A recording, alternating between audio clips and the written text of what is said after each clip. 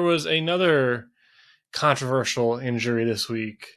Tua Tagovailoa against the Bills gets pushed back. They called it roughing. I don't know. I know you can't touch the quarterbacks anymore these days. Falls back. You clearly see the action of his head getting snapped back. He gets up, can't keep his own 2 feet underneath him. He's stumbling all over the place. His offensive lineman has to help him up. They pull him off the field for supposedly a concussion test, and then he goes back out there shortly, and the Dolphins end up winning the game. Now the NFLPA is looking into it if they actually follow the rules, and the Dolphins are claiming that he hurt his back earlier in the game, and when he got pushed down, his back locked up, and that's why he lost some of his motor function. But I don't know. I don't know how I feel about that. So I did watch the replay of the injury. They said that he hurt his back, which was a quarterback sneak. It did look painful. I mean, he was lunging forward and he got pushed up, and I mean, we've seen injuries happen like that in multiple sports. And obviously everybody who does anything physical knows, anybody in general knows that back pain hurts. Especially when you get bent in an awkward position. But to me, to say that just had to be one of the most convenient fallout or fallbacks for somebody who, like, we talked about it. He got pushed, like you said. He hit his head, whipped it. Right, that's like got to be one of the biggest concussion instances that happens when you whip your head back on the ground. And he grabbed his helmet immediately, and then he got up.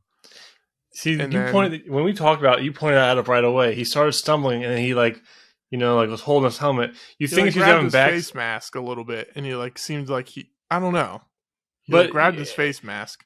I've had back spasms. I've had my back seize up. Like, if it does, you usually grab your back. And I never lean. It's when your back tightens up, it's your muscles. Like, again, could it have been like a nerve injury that caused him to stumble? Sure. But it seemed to me like if your back is seizing up, it tightens and you get pulled up because all your muscles in your back tighten up. You don't typically hunch over and lose your feet. So it just sounds like it. So are you telling me that if a player, let's say Patrick Mahomes gets lit up, and they're like, oh, concussion, and then Andy Reid can just be like, no, there's a back issue. That's what the issue. That's what the problem. In the playoffs against the Browns when he had to leave the game 2 years ago. Are you telling me that Andy Reid could have sent him back out there and then after the game, oh, no, it was a back problem. That's what it was. The whole thing was weird because he got cleared by the outside professional, right? The outside doctor. Supposedly, but... The weirdest thing about it to me is that, okay, if he wasn't concussed and he was perfectly coherent in the moment, and he fell and his back hurt and the trainers came over to him, what would he say? My back locked up. My back hurts. Then the report would have been Tua's out he's questionable to return with a back injury. He was questionable to return for a head injury. So it just doesn't make sense. I think that there could have been a back thing, and he could have gotten concussed. And when he got up, I mean, it's all kind of connected anyways, right? He's a little dazed, and then as he was dazed, his back may have locked up, and that's what caused him to just crumble. Both of those two and two together. But it seemed a little too what's the word I'm looking for? It just seemed suspect.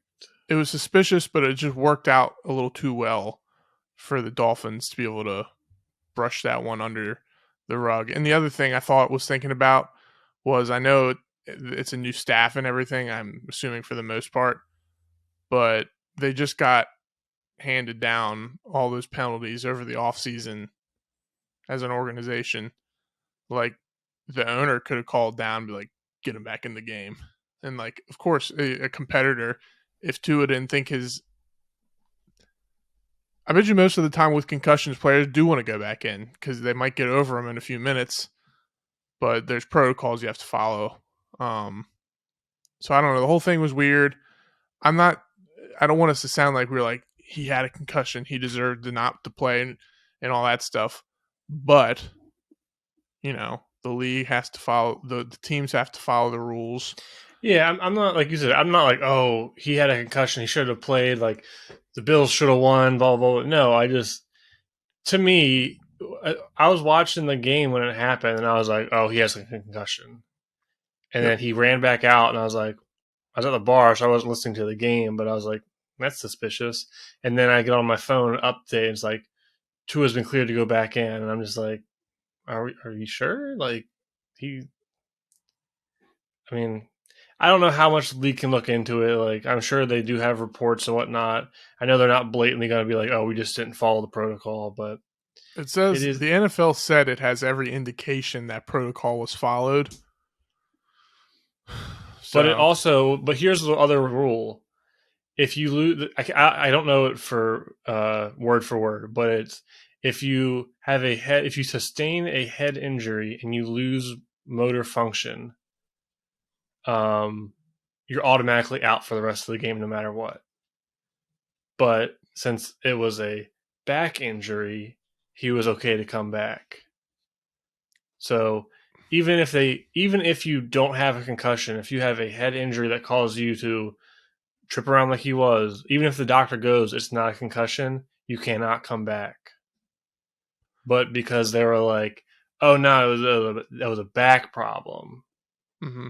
he was able to come back. That's one thing that I think needs to be looked at because some of the science, and again, I'm not a doctor, but you could get a concussion, but it won't hit you until hours later. Like there's lots of players that said they took a big hit and they're fine, and then on the flight home, or like when they're going to bed, they get like the worst headache ever that doesn't go away for days. Yeah, it's But true. I think we both agree that it looks suspicious. I don't care if we're wrong or not, and if it was just his back. I mean, we've seen him concussions before. It just looks suspicious. It seemed a little too convenient for the Dolphins to come up with an excuse, and they now have a history. And I don't think it shouldn't have any effect on their season, obviously. But I mean, if the NFL does, or the NFLPA does investigate it, I'm assuming they'll get fined at the worst. So, but it just goes to show, if it does come out that he was concussed, I've been win at pondering any cost. I've been pondering that, and I think if they are found that they broke protocol regarding concussions, I think they might get hit with a draft pick.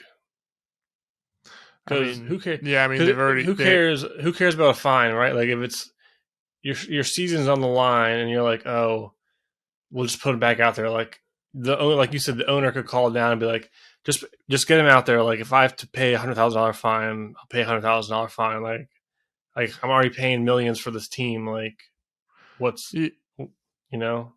Yeah, the other thing I was curious about too is, in any case, obviously Tua wanted to come back in. It's not like he was like, I don't want to go back, and they like threw him Please don't back on make the me. field. You see, Yeah, McDaniel just like dragging him out. Get back on the field. yeah. So it's not like that is the case, but I was wondering if like it does come out that they broke protocol. Does the NFLPA have the right to sue the NFL? Does it have to be on behalf of Tua, or is it just on behalf of the NFL Players Association? I don't really know how that works. I don't know. That's an interesting question. Because I mean, if they can sue, I mean, the NFL's already been sued for concussions, right? Like that huge lawsuit already. Yeah, That well, was like years ago, right? Yeah, they like settled. It was a big settlement. So I mean, who knows? But Well, anyways, while we are on the topic of the Dolphins, they are the last undefeated AFC team, one of only two undefeated teams remaining in the league, sitting at 3-0. Are the Dolphins legit? Hmm. That's the question everyone wants to ask this early in the season. Can you be legit this early in the season?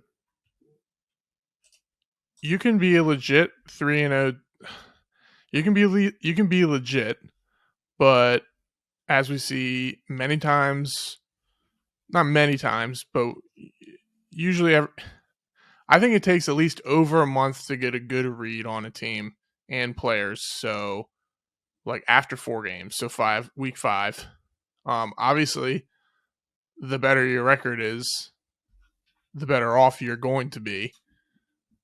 Um, if you're a truther and you're actually a good team, you want to be 4-0, 3-0, or 3-1, whatever, 2-2. You don't want to be 1-3, 1-2 or whatever, or 1-3. Wow, those numbers really got me flustered. Um, but as we saw with Arizona last year, they were 7-0, something along those Oh, lines. the They came, Cardinals? yeah, Arizona Yeah. came crashing down. Um, just off the top of my head, I just thought about it, but like 13, 12 years ago, or maybe more than that, the Chargers started off like 1-4 or something like that, and then they won like 10 games in a row at the end of the season. And there always seems to be mediocre teams that play decently in the beginning of the year. For instance, the Giants. Their roster's not as good as being 2-1 and almost 3-0. Those are kind of easier to read. Now, I will say back to the Dolphins, since that's what we're talking about. I do think they're legit. I don't think they're, and I don't. I mean, some people will say like, just because they beat the Bills and they're 3-0, I don't think they're the favorite to come out of the AFC, which I think some people do jump on right away.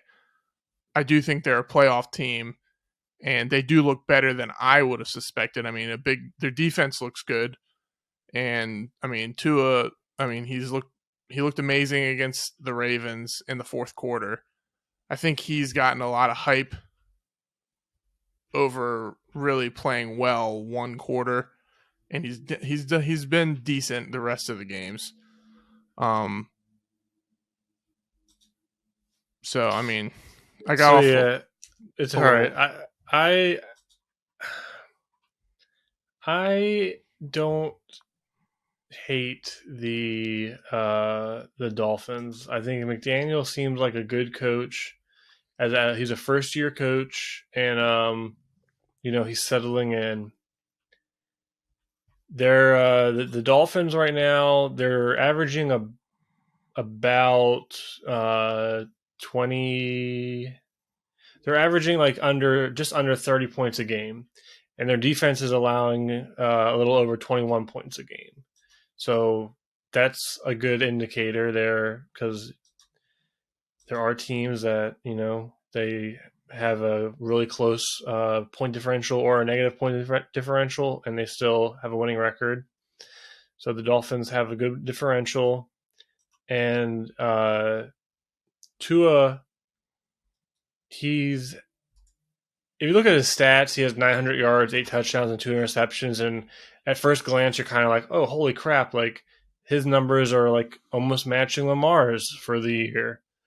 But you dive a little deeper, and week 1 he has 1 touchdown, 0 interceptions, 270 yards. Week 3 against a really good Bills defense, he has 1 touchdown, 0 interceptions, 180 yards. And then between that, it's the game where he went nuclear, but Baltimore also busted like what 3 coverages in that game. Mm-hmm. So his stats are a little inflated.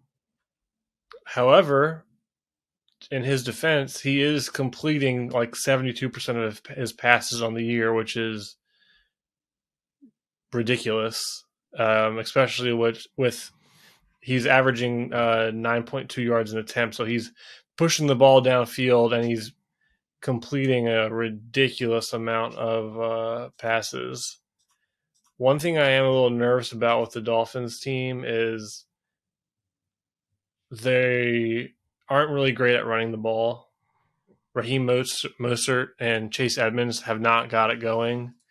And so there's going to come a point where, like, if you're not a threat to run the ball, then teams can start letting their dogs get after you off the defensive line. And I think their defense is solid. Byron Jones hasn't played this year. I think he can come back week 5. Xavier Howard's kind of been hit or miss. I don't know if he's still whining about his contract. So I do like the Dolphins. I don't know if I like them as an AFC favorite just yet. I would still put them behind the Bills. Even I would put them behind the Ravens still. If we're talking projections, I still think they're a top team, but it's basically you basically are just saying don't let Waddle and Hill break loose on you, and you can stay in the game. Honestly, I really don't know how they beat the Bills. The Bills blew them out in almost every single category head to head, and turnovers. Yeah, turnovers, some poor play calling, and yeah. But I mean, you have two of the fastest players in the league, and Tua is putting the ball right on the money pretty much all year. It's a passing league. If the Dolphins do get their run game going, then they'll be really dangerous. But yeah, good for them. We kind of crapped on Tua a little bit, calling him noodle arm and whatnot, and saying how he's going to hold this offense back. And as you said, Waddle and Hill are definitely making him look better because he's had some bombs where if you put the ball on the money, it's easy touchdowns, and it's a little harder than that. But he's doing his thing. They're 3-0. One of his. Go Sorry. ahead. I was just going to say, I mean, the more realistic stat line for Tua is, I would say, between 200 and 250 yards, maybe like 225, and 2 touchdowns.